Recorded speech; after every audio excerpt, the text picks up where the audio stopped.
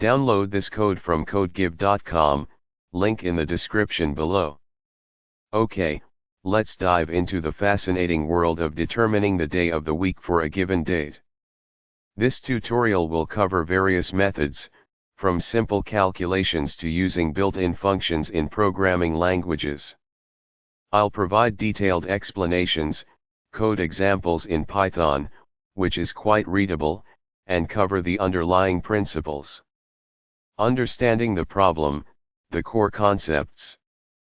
At its heart, finding the day of the week for a given date involves understanding these concepts.